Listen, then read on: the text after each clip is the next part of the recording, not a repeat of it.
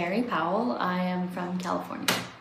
Excellent. And can you tell me what your creative discipline or disciplines are, like what you like to do creatively?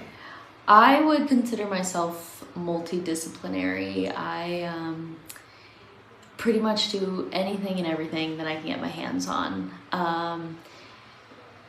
Kind of a jack of all trades, master of as many trades as possible, Yeah. I think I have a technical training in oil painting and sculpture and drawing, and then I have tried stained glass, I've tried printmaking, I've done photography for a really long time.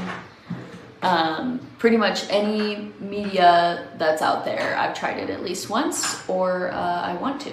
It's on the list. So Excellent. Excellent. Can you tell me about your creative process? I feel like I don't have it's not the same every time. It's pretty much different almost every single time. I kind of start with ideas and then I sit on them for a really, really long time. And then I finally say, okay, today's the day, I'm doing it, and I get everything that I need and I lay it all out. I would say I'm a very messy worker. I definitely spread out a lot. There's just stuff everywhere, but it all, I know where every single thing is. And so I know exactly what I need next, I think there's a lot, I get inspiration from a lot of different places, and so, every project kind of starts from a different spot. It'll be, pictures that I've found, it'll be something I'm interested more in the materials themselves than the subject matter. It really just depends. I'm very all over the place. Mm-hmm. Yeah. I'm interested because you have this kind of great group of different creative things that you do. How do you choose what you're going to play with?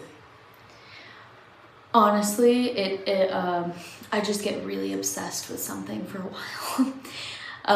So, it just, whatever I'm drawn to in the moment, I kind of gravitate towards that, whether that is the subject matter or the materials themselves. I'll just kind of get into that headspace, and it's the only thing I can think about. Do they inform each other?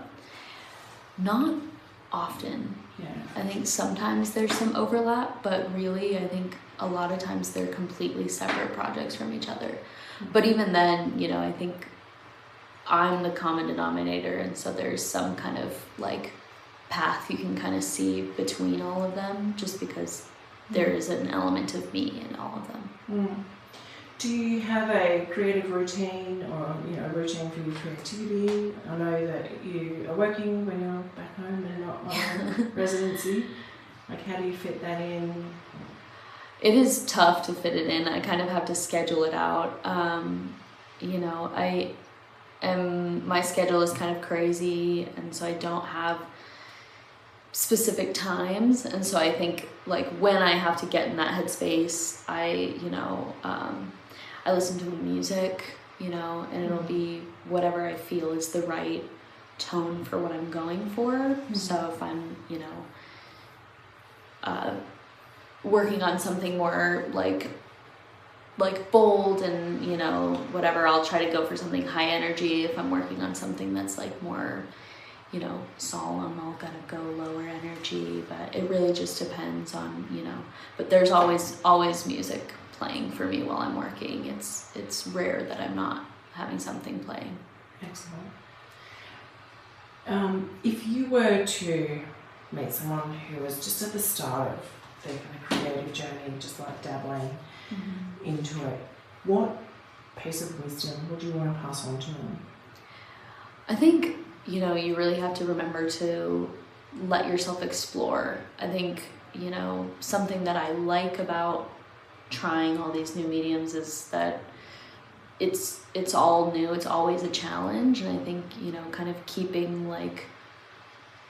letting yourself learn and everything that means, fail and not be as good at it immediately as you want to be maybe, but still kind of, you know, seeing what you can do, letting yourself be loose and open to, you know, changes or, you know, anything, because even, you know, when you're really good at something and you've like worked really long at it and you don't let yourself explore, you can kind of box yourself in. And I think, you know, as an artist, the most important thing to be is open and ready to kind of jump on whatever comes next.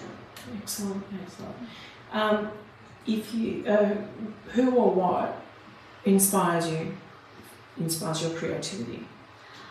I would say I'm really attracted to just old things, objects that kind of have something behind them, you know. You can kind of really feel like the history through them. I'm really drawn to a lot of times furniture, old furniture. I like to kind of refurbish them and, you know, make them new again.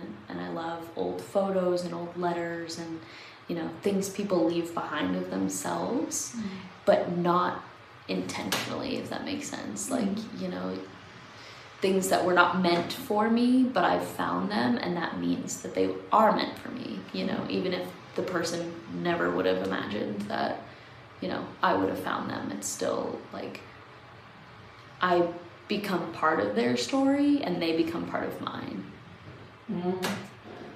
I love that. I love that. Is there anything else that you would want to say to creatives who are looking to see how other creatives do their creative life? I think something that I've learned here is that, like, I have got to make space for myself to create. I really have to, you know, prioritize, because I think I've been missing that element of, you know, fulfillment in my life lately. I think life gets so crazy and, you know, you're busy and you're doing all these things, and if you're not making that space for yourself, you're going to be missing part of yourself. And I think that's something that I've learned from having this space to really only focus on the work, that I've got to make room for it in my life.